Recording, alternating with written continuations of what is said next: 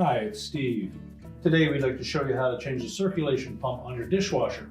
It's a really easy job. Let me show you how we do it. Now to do this repair, we will need to remove the dishwasher completely from the cabinets. So the first thing we'll need to do is to disconnect power to the dishwasher.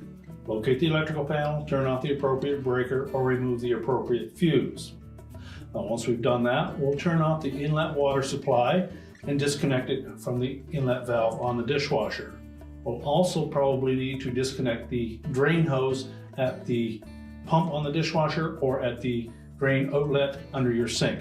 Well, once we've done that, you can also remove the two screws that secure the dishwasher to the bottom of your countertop, and then we can pull that dishwasher out where we can do our repair. Now once we had the inlet water line disconnected and the power disconnected, we pulled the dishwasher out of the cabinets, removed all of the dishes, and then we laid it on its right-hand side so that we can access the bottom and the circulation pump. Our first step in replacing this part is to disconnect the wire harnesses.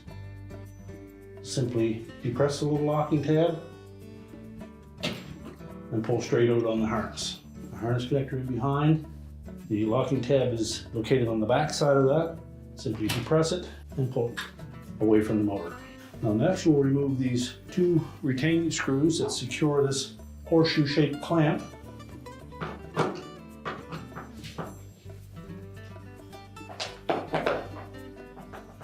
If that clamp is in there quite tight, just take a flat blade screwdriver and go in underneath and just pry that a little bit to break it free,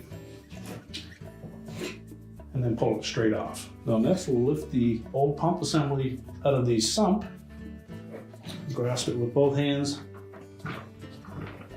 and just work it around until it comes free. Then we'll lift it out of that opening. Now what we will need to do is to remove these two O-rings from the old pump and then position those on the new one.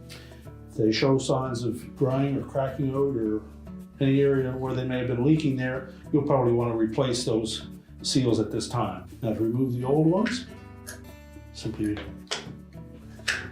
squeeze them enough so that you can pop it out of the little groove that they sit in.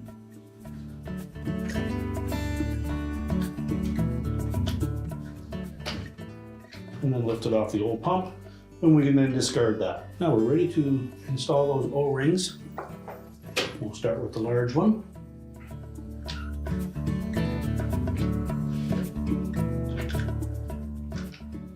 And without stretching it any more than we have to, we'll fit it into that groove around the pump. Do the same with the smaller one.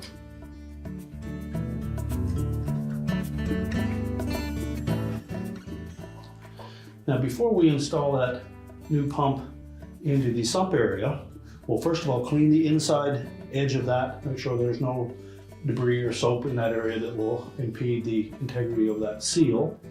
And we're also going to moisten those seals with just a little bit of soapy water. That will allow those to slide in easy and not curl out of their position. And the last thing we want to make sure of is you note that there's a little notch on the back side of that body that has to line up with this projection on the sump. This notch will straddle that little bump, otherwise that pump won't go all the way down into the opening.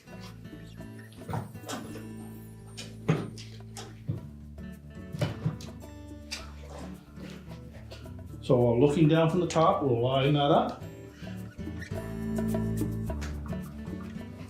And the pump should sit flush on that housing. We can then reinstall our clamp, slide it into position, and line up that hole in that clamp with that little pin. Reinstall the retaining screws.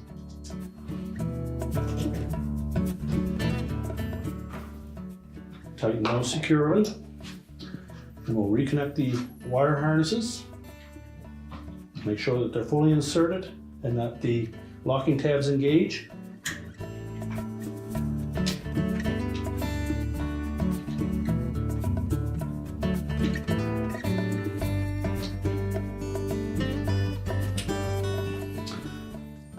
Now we're ready to stand the dishwasher back up and prepare to put it back into the cabinets. We're now ready to reconnect our inlet water supply and turn it on. We'll reconnect the power.